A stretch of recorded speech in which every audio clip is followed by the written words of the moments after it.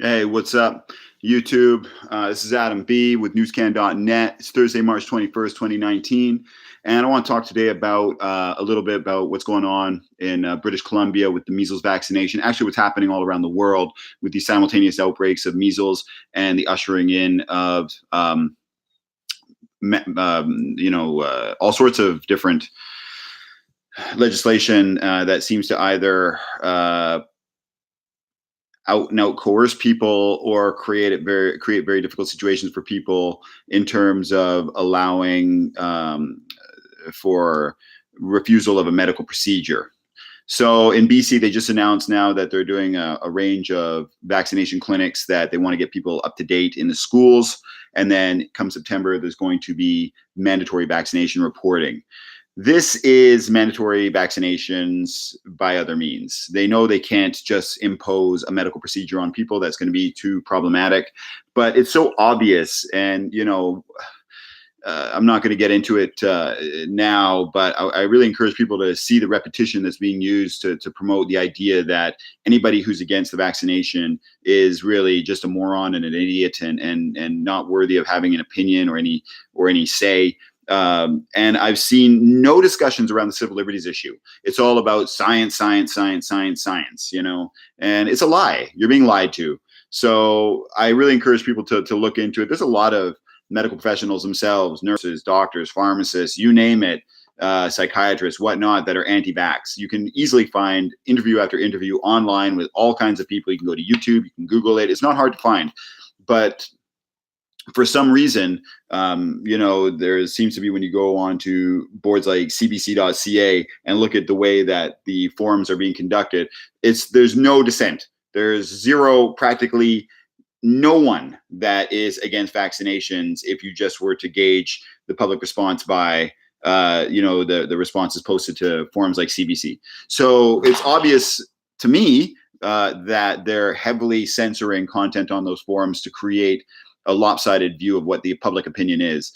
My suspicion is there's a lot of people that aren't completely sold on vaccinations, or at least don't really have the knee-jerk reaction that seems to be present in so many pro-vaxxers, where everyone's an idiot and everyone's a moron. And, we've already debunked Dr. Wakefield and they don't cause autism. It's just over and over and over and over and over again. And it really is getting obvious that this is a very managed discussion and very managed debate. And now you've got a lot of supposedly medical professionals coming out, like Dr. Hotez in the United States, just calling for an end to the debate altogether. We're not even going to have a debate. Now we just want to shut it all down and just vaccinate everyone. So it's obvious that this is occurring. And unfortunately, in British Columbia, they're taking the next step now, where they're making it very difficult to resist vaccinations for your children, because they're going to say, unless your children's vaccination schedule is made available to us, showing that they are up to date, then at the next incident of an outbreak, and we're talking in the province of British Columbia in Canada, there's about 3.5, 4 million people that live in the province. So if you're talking, one case is considered an outbreak anywhere in the province. If your child does not have the vaccination, then they can't attend school. That's what we're looking at. So they say it's a choice, because, you can always homeschool your children. But the reality is, with, the deterioration in our economic standard and our standard of living, you rarely, if ever, have a situation in a home where one parent can stay home with the children. It's rare to none. So if you want your child in school, for most people, for the overwhelming majority of people, homeschooling is not an option. So if you have a choice between homeschooling or vaccination, that's no choice at all. That's the same as mandatory vaccination. So I find it a disingenuous argument when people say, well, you can always homeschool your children. Don't expose them to mine. You have the option. You don't have an option. The money says you don't have an option. The money says you need to send that child to school. And that's just the way it is. I feel for these people, because they're going to be making hard choices. You don't know what's in that needle. And when you look in the insert on a lot of these products, it'll tell you what could possibly be the outcome, and it's not pleasant. There's a lot of good information about what the side effects of vaccines could possibly be. And furthermore, when you look at what the side effects could possibly be versus really, we're talking measles. Measles is a childhood disease, and I'm going to come out and say it. It's trivial. People that are up in arms about measles as if it's the bubonic plague sound ridiculous. Okay. I'm old enough to remember when I was young, there used to be measles parties. And people would go to different houses if there was measles there, and you'd get the measles, and then you'd have lifetime immunity. So the idea that we need to just run to our vaccination clinic and have a jab from a needle because we're all going to be in mortal danger of measles is ridiculous. It's so overblown and so hyperbolic. That's the debate that should be shut down and doesn't really warrant any consideration. So it's sad. And the aspect of the debate that has been absolutely omitted, and I suspect it's on purpose from the mainstream media, is the discussion around civil liberties. Because at the end of the day, vaccinations, a needle to the arm, counts as a medical procedure, the same as an abortion, the same as a triple bypass, the same as any other medical procedure. And if you are having a medical procedure, it is your fundamental right to have informed consent. You must be informed of the procedure and you must give your consent. If you do not give your consent, then there can be no procedure. Now, if we have a situation where we're slow walking people to a place where they'll absolutely accept mandatory vaccinations, see, right now it's mandatory reporting, which is one step short of mandatory vaccinations, but it's not hard to envision a time not too far from now where mandatory vaccinations will become the norm. That is a mandatory medical procedure, okay, starting with vaccinations. In places like communist China, up until very recently, they also had mandatory medical procedures. They had things like forced abortions to enforce the one-child policy. That was a thing. And, you can see lots of reports online, the horror show that was going on with forced abortions, where they would literally hold women down and force an abortion upon them. This is the slippery slope. This is what we're opening the door potentially to in the West. And I have no time and no respect for people that can't see that because they live in a bubble. Unfortunately, these people seem to make a sizable portion of the population, and it's becoming problematic because if you can't see that we're being slow walked to a point where we will be forced to accept mandatory medical procedures, then what can I tell you? Okay, the stories are ridiculous. When you look at the tone that's set out by the pro-vaccination side, it reeks of trolls. Because if people were this worked up over someone not vaccinated, the name calling, the ad hominem attacks, the bullying, the intimidation, the outrageous fear mongering.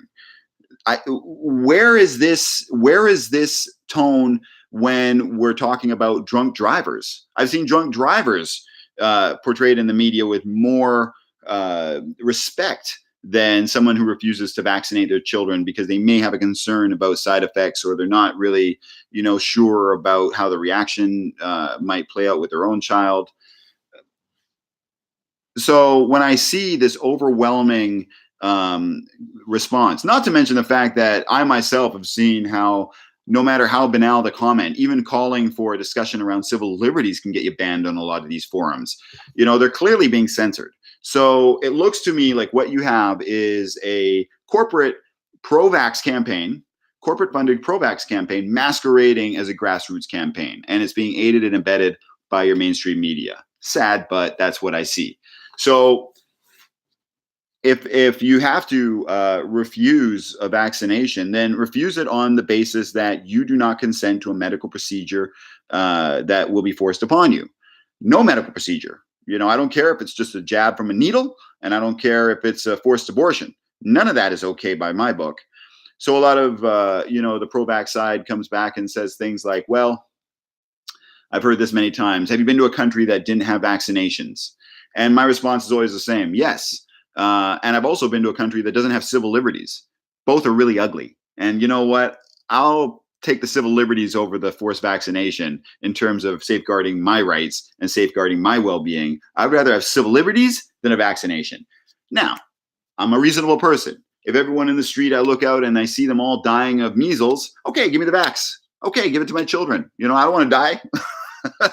But considering nobody's died of measles in over 4 decades, and not because of the vaccination, mind you, it's just nobody's died of measles in over 4 decades. The rate of fatalities from measles prior to the introduction of the vax was minuscule because you have other factors. You have sanitation, you have hygiene, you have diet, you have vitamins. There's a lot of other factors at play. It's not just no vax equals mass death. That's doesn't work like that. So people got to wake up. So I just wanted to address that and give people some insights to think about, to chew on and consider.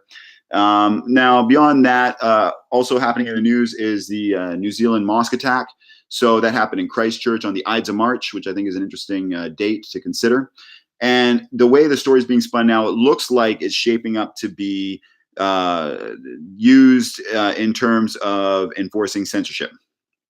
So censorship is becoming du jour now because we have to protect people from information, I guess. There's apparently footage of the attack online, and we have to protect people from seeing that because they might be traumatized. It's all being done. Websites like zerohedge.com are being blocked at the URL level, so you can't even get to the website in New Zealand and Australia. So what they're trying to do is control the narrative, and this should make everyone suspicious. If this attack happened the way they said it happened, then the information is already out there. There's really nothing to fear. If you had a lone gunman who showed up with automatic weapons and filmed the attack and then posted prior to which he posted his manifesto online, the damage is already done. So there's really nothing to censor or fear. The fact that we're seeing this huge effort by telecoms and governments to control the narrative, to shape the narrative, to reshape the narrative, should make everyone suspicious, because governments, by and large, according to the great journalist I.F. Stone, governments lie. So the idea that they have your interests at heart and they're just trying to safeguard everybody and protect, that's not the case. That's not the case with the New Zealand mosque attack, and it's not the case with your vaccines. They're not trying to protect you. They're trying to control you. That's obvious. And unfortunately, with a lot of people in the West, it's a bit of a new concept, the idea that their government might not be acting in their best interests, that things like censorship might actually be very blatant and in their face, and not something that happens only in communist China or Soviet Russia or communist Cuba or whatever, North Korea. These things are happening right here. We are at risk of facing new forms of censorship, which is enabling tyranny right here in the West. We are at risk of facing a form of medical tyranny if they introduce things like medical mandatory vaccinations. So these are not to be dismissed as idle issues. These are very, very serious, very real issues that we have to contend with right now. So I would really encourage people to make sure that their eyes are open and seek out the information. And usually, as a rule of thumb, whatever the mainstream media is telling you about, in this case, medical vaccinations or the mosque attacks, mainstream organizations like CBC or CNN or even Fox News or you name it, The Guardian, usually a good rule of thumb is to ask who benefits and also switch the story on its head. If they're telling you, vaccines don't cause autism, as an example, or don't have any adverse side effects that should be a concern to anybody, well, put that on its head and assume that there are some serious adverse side effects that should be of a concern to a lot of people. So, act accordingly. Or if they tell you that the New Zealand mosque attack happened and it was just a lone gunman who had no help from anybody, and he's just an unhinged nutter that's worried about silly things like mass migration, well, maybe we should actually be questioning some of these policies that allow for mass migration or migration policies in general, and we should be looking into whether or not he was acting as a lone gunman or if he was part of a larger network, and again, who benefits from his actions. So I don't want to draw too many conclusions for people because these are early stages on both these issues. They're just evolving, but I suspect we're going to see more steps taken to curtail censorship and enforce, mandatory medical procedures, which both are very negative for your state of civil liberties in the West. But time will tell where we're going with this. I do suspect that there is quite a groundswell against the official narratives that were being fed through the mainstream media, and the silent majority is yet to act, because really it takes a lot to push people into action. Although these events are quite in your face and very close to home, so to speak, it still takes quite a bit to motivate people to resist direct tyranny. So we're not quite there yet. But I think as we go forward, we're going to see a lot more resistance and a lot more pockets of resistance to these sorts of diktats from elite levels of government that seem to be in overdrive to erode our civil liberties as a whole in the Western world. If I was to venture a guess as to what the grand narrative here is that people should be aware of, I would say that really it looks like they're trying to instill some kind of neo-communistic, neo-socialistic world government. So in order to do that, they need to break down civil liberties. They need to create divide and conquer. They need to impose divide and conquer strategies, which, are implemented through ideas of multiculturalism. So when you have two competing cultures that are shoehorned together, you're going to have conflict. And that conflict creates a sort of in terms of the political science, it creates a buffer behind which the elites can claim security, with the idea that if they're fighting each other, they're not fighting us. This is actually straight out of Karl Marx. He called it a false class consciousness. So if you have two factory workers, one black, one white, and they're fighting each other over race, the boss is still sitting pretty because he's not subject to any of their ire. They're too busy competing with each other. So, this mosque attack, if it was a false flag, could very well be aimed at a divide and conquer strategy where you have, white European people, people of European ancestry competing in a society with people of Arab ancestry and of the Islamic faith. So Muslim versus Christian. Meanwhile, the elites that would deign to rule over all of us don't suffer any direct challenge to their authority, because the people at the lower levels of the socioeconomic ladder are too busy fighting each other over issues that are mostly irrelevant. He's a Muslim, he's a Christian, he's a Jew, he's gay, he's a woman, doesn't matter.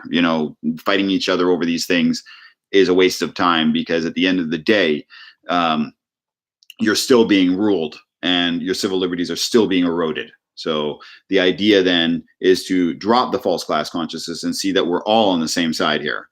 Be you Muslim, be you Christian, be you Jew, be you gay, be you straight. We're actually all on the same side. And we're being attacked in terms of our ability to freely share information, in terms of our ability to control national borders, in terms of our ability to refuse medical procedures that may harm us. So these are the real threats against us.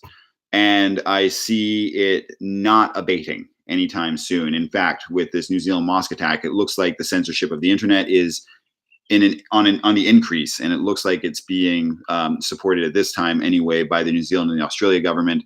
It won't be long before the Canadian and the European and the American governments probably bring in legislation to further tighten their control over what information is shared on the internet. So a bit of a dark day for democracy, a bit of a dark day for freedom. But I'm hoping that we'll stay strong. I'm hoping that we're going to see more and more efforts by people to speak up against these attempts to curtail our freedoms.